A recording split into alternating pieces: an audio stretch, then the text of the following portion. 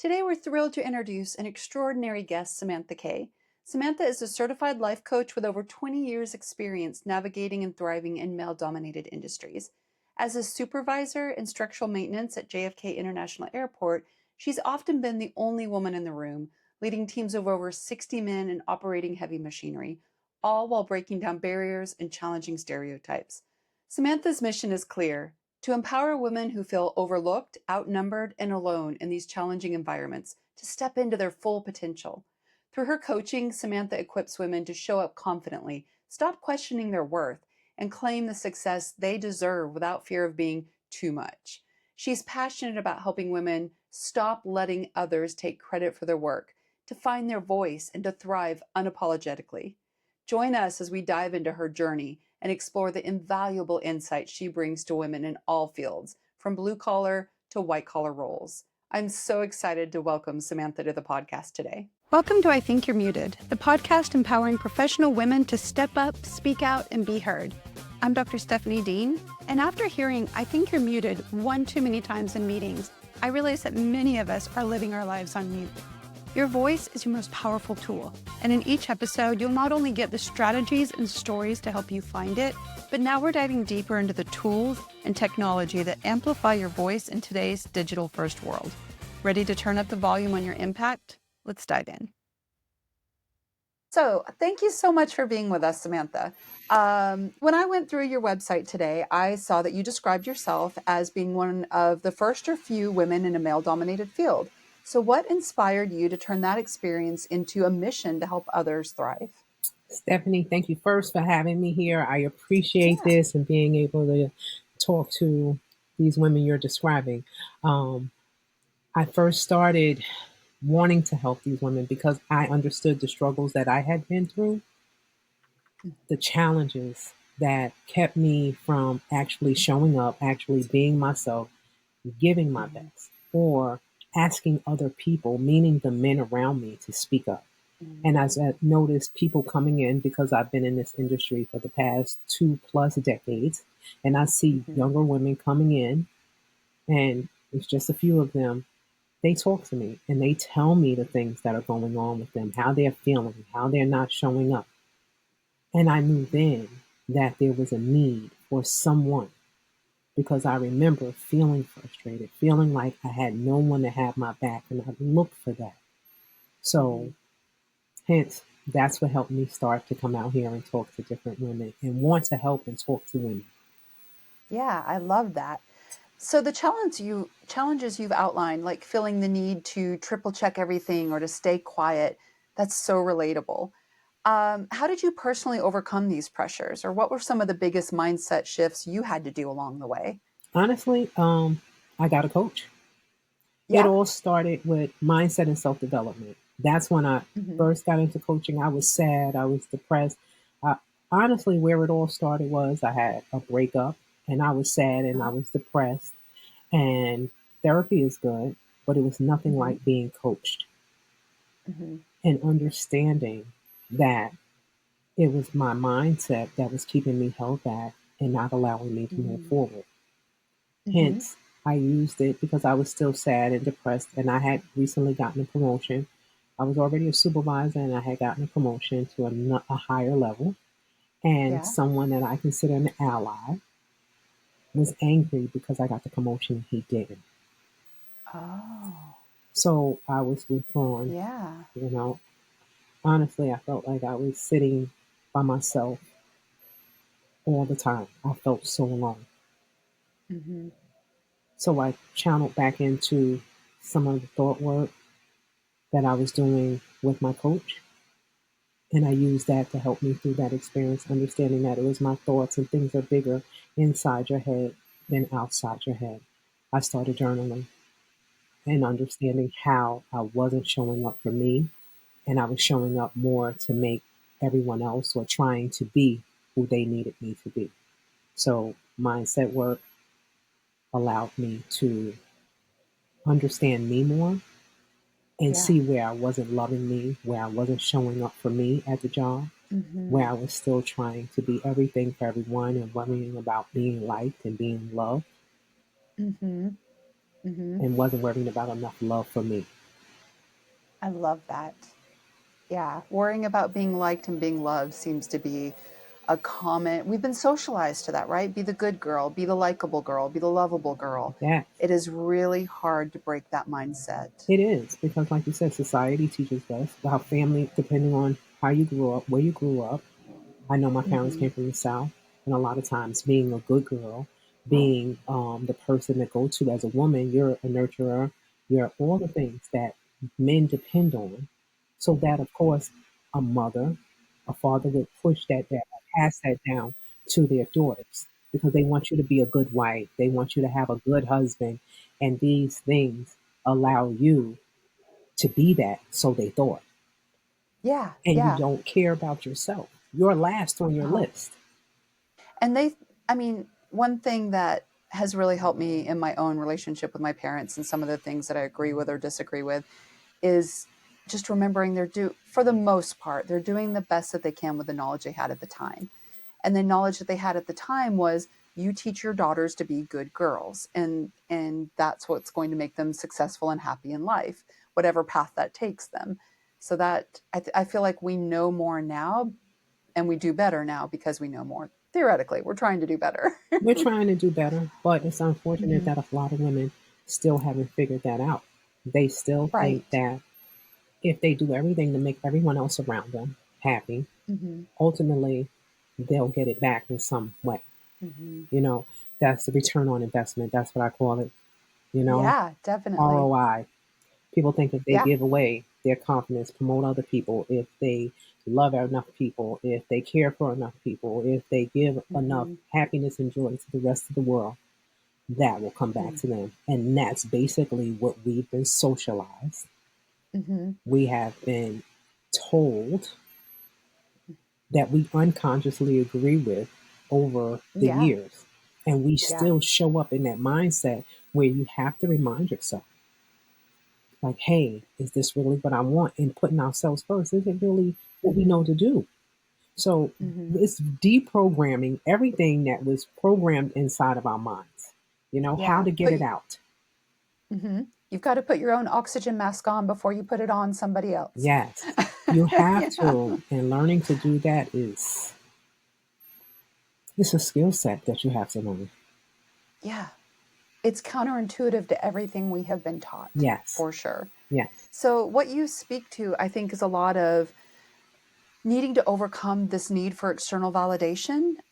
So, how do you help clients recognize and trust their own value without having to rely on the approval of others? That's a really difficult skill to learn. You know what? And it is, and it takes practice. Hmm. When I work with my Hmm. clients, I teach them their self love. I have four pillars that I work with my clients with. Hmm. First is self. That's the first thing. Hmm. Personal, professional, emotional, Hmm. and self allyship. Those are the things Yes. that I work with women on, so that Okay. they can continue to show up, so they can start, learn how to Hmm. understand why they're not. Because basically, what happens is because we have been programmed, we have a core Hmm. belief. Mindset Hmm. shifting and changing is not just, oh, think a different thought and it's going to happen. It's Right. understanding that there is a core belief that you have inherited over time, that you've been taught, that you've Hmm. agreed to, that allows you to continue to show up. Generationally. Yes. Yeah. So these Hmm. generational norms have structured us to show up a certain way. So that's why when I work with Hmm. my clients, I help them see that it's not exactly what they're thinking, Hmm. it's what they've been taught. And they Hmm. get to, it's like a tradition. Traditions are traditions because we do the same thing over and over and over again. So we have Yes. the right to change that and make it what we want it to, but we don't give Uh-huh. ourselves permission to do that. So Hmm. letting my clients know it's okay that they've been doing this, because a lot of them feel guilty after realizing that they've been Mm. doing this, but letting them know Hmm. that it's okay that they showed up this way and they get to Yeah. change it, Yeah. and that this is a safe environment, and that they're safe Hmm. because they'll either fall into a place where they stop showing up, or they'll then shrink and have shame attached to it.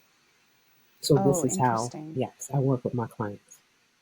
Yeah, so interesting. You mentioned that you once, not in this conversation, but I saw in some of your social media and website. You mentioned that you once felt the need to prove yourself constantly. What advice would you give women who are stuck in that same position of constantly feeling like they need to um, prove themselves? And I don't want to say seek approval. That's not necessarily what I'm trying to say, but I guess get that validation back from that. That ROI. Yeah, that ROI. Yeah. I love that. Yes. I know ROI very well in marketing, so that's a great example. Yes. I would, if it's bothering them and they're not comfortable and they find Mhm, themselves stressed out, nervous system totally thrown off, feeling anxious, having anxiety, mhm, start asking themselves why. mhm, mhm, And that why is a key to everything because a lot of times we mhm. don't ask ourselves that question, we just do. Yeah, So they get to show up for themselves and ask the question why. I love that. That is so great. One of my favorite, I don't know if you call him a philosopher, maybe a modern philosopher, Simon Sinek. He talks about the why in specifically in leadership and advertising and marketing. And he says that people don't buy what they do, they buy why you do it. And he says that over and over. And he talks about that a lot with leadership. People aren't buying into your leadership, they're buying into why you're doing the thing that you're doing. Yeah. And we need to start asking ourselves the same thing. Why are we making the choices we're making? And that can go back to choices with money, choices with relationships, choices with the way we interact with people at work. Why are we doing those same behavioral patterns over and over and over? So, yeah, Stephanie, I get that because I look at me being unhappy in my job Mm-hmm. at one point because I wasn't saying what I wanted to say. I wasn't getting Mm-hmm. the promotions, and I was worried about everyone liking me and seeing me and me not speaking up. I Mm-hmm. remember not asking myself why because I didn't know to ask myself why. But Mm-hmm. Mm-hmm. I spent more money because I called myself caring for myself, giving myself that outside Mm. validation. Yeah. I had so many accessories that I was Mm-hmm. spending to build my. Let me sit up so you can see what I'm talking about. I had spent thousands because Uh-huh. this woman on the internet was selling confidence with accessories. You'll feel more Yeah. confident. You'll do this. You know how much Yes. money people waste buying Mm-hmm. accessories Ooh. to make Yeah. themselves feel good, make Mm-hmm. them feel that they are valued when it really comes from within. Mm-hmm. So it's so important. All these little things add up when you don't Mm-hmm. understand that why. Why am I buying this? Why am I looking for Mm-hmm. confidence from here? Now I'm spending more money. Now I have less in my bank account. Mm-hmm. So all of these things for women and human beings in general work hand in Mm-hmm. hand. But that Yeah. why is important. That is so interesting you say that because I've actually been watching some de-influencers a lot online right now, and they talk very much to this of this influencer culture of overconsumption, and a lot of it is stemming back to, well, it makes me feel better. Um, I'm I'm guilty of this with tech. If I have if I have this microphone and that camera, suddenly all the things that I want to produce are going to be amazing because I have the newest camera that does the highest megapixels that's going to give me the best results. No, if I don't have a good story, it doesn't matter how fancy my megapixels are, it's not going to work. And that, I think a lot of that comes back to imposter syndrome, feeling like my story is not good enough, I'm not worthy of telling it. It doesn't matter, and that's a core belief in my work, is that it doesn't matter what technology you're telling it through. Your story is what matters, your why is what matters, And not the thing you're saying it through. exactly. And who gets to define that but you? Who Yeah, gets to define nobody. if your story is good? And Mm-hmm. I learned recently, not that I learned recently, but I heard it, and that's Uh-huh. when it hit. It hit home that whoever is supposed to hear your story, whose heart is supposed to receive your story, Mm-hmm. that's what your mouth is going to speak to their heart, where their ears will listen. Mm-hmm. So that's one Yeah. thing I know for sure. That, and it is okay to not be everybody's cup of tea. You don't have to be. That is so You know true. what? How boring our world would be if it was all Earl Grey, right? But that's what we've been socialized to think. We've been Yes. socialized to think that if you're not a good mother, if you're not a good wife, if you're not a good sister, if you're not a good human, Hmm. if you're not able to cook in one hand, write a proposal in the other, and Hmm. cook and clean the house, that you're not Yeah. good. So you're not equaling up to every other woman that this patriarchal Right. system said that you had to be. That is exhausting and it is impossible. And it is setting you up for failure Exactly. every time. Exactly. Every time. Yeah. Oh, so how do we then start? I'm glad you said that because you literally have led me into my next question, which is saying no can be difficult. It can be a challenge in the workplace, especially when you are one of the few women in there because there's that pressure. So how do you coach women to set boundaries confidently without feeling guilty? That's a hard one. Is it hard or is this just an unlearned behavior? That's the I first don't know. thing. It's for me, it's hard. Because it's something we haven't been practicing. Hmm. So me helping my clients, when I help them, first of all, I take myself as an example in being Hmm. able to tell where when you work in a male dominant industry, a lot of times men don't want to do certain tasks.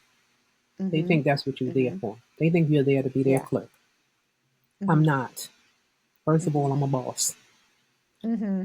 I hold the third highest title in my area of expertise. So, yes, I am a Oh, boss. So, no, I don't yeah. do that. So, learning Yeah. to say that wasn't easy because I had not at the time recognized the value that I brought. Hmm. I allowed myself to be mistreated because I was looking for them to Hmm. continue to see that I was worth having in this environment, in this industry. Hmm. And I help my clients recognize that they are worthy of, that they belong there, that they bring Hmm. value to, that they show up enough. And they Yeah. don't have to overextend themselves, and their no is their no. And I know we say Hmm. it a lot, is a complete sentence without guilt. Yes, I was about to say that. No is a complete sentence. It is. And them Yeah. understanding that the value they bring is enough. Because we Hmm. never feel that we're enough in these industries when it's only one of us. Because we're so Yes. afraid and we put all this pressure on ourselves that there Hmm. won't be another woman to come behind us or they won't Hmm. accept us. I heard someone even say to me, oh, they'll fire us. First of all, they're just not going to fire you for saying no. They have to give you Hmm. a reason. But our Hmm. fear of not equaling up to their expectations of us keep us people pleasing, saying no Hmm. and explaining if necessary, and it's okay, and telling Hmm. yourself it's okay that you said no. Hmm. Reassuring yourself that you're okay because we don't feel safe in it. And when we don't feel safe, we end up people pleasing. We look for validation. That's why we do the most. Hmm. And learning that Yes. it's okay. And this is what I tell my clients. I even told my client she is a boxing referee that's very male dominated. She was so busy Hmm. trying to be everything to everyone. She wasn't putting herself out there to go from state to state to state because she had to show up for a family. She had to do all the things. Hmm. For her learning to say no, not right now. It's Hmm. not on my calendar. No, right Hmm. now, I can't go there. Empowered her Hmm. where she stood more in what she was doing and she felt stronger Hmm. and more confident than anything else. So that is more of a confidence builder and allowing them to see that by having them make Hmm. small promises to themselves and then keeping it. It builds their confidence within. Yes. I once had someone tell me if you say, or if you'd never say no to anything, what is your yes actually worth? And I thought, I don't know, that always clicked for me. Like if you keep saying yes to everything, what's that actually worth? If you never say no, is your yes actually worth anything? No. It dilutes it. Yes. Um, Thank you so much. I appreciate you and I appreciate what you do so much. How can our listeners find you and find more about what you do? They can find me at www.samanthakharris.com. The K is spelled out Kaye. I also have a confidence quiz that your listeners can take for women in male dominated industries, or if they're a woman and they just want to see where their confidence is ranging when they are around men. That is something I do. It gives you information about yourself, why you're not showing up, and how you could show up Oh, better. So they can nice. reach me there, and they can reach me on LinkedIn at Mhm. Samantha Harris and on Instagram at Coach Samantha Kaye. Not spelled Nice. And out, I will just put with the all of K. the, okay. And I will put all those links in the show notes so people can just click on them. They won't even have to think too hard about it. Let's go find her. Let's go find Coach Samantha Kaye. Thank you so much. I really appreciate your time today. Thank you for having me. Thank you for allowing me to Yeah, speak to your listeners. And I love this definitely. conversation, and we can have it longer Hmm. and over again. I would love to. Yeah. All Absolutely. right then. Okay. I will. Thank you. Thank you.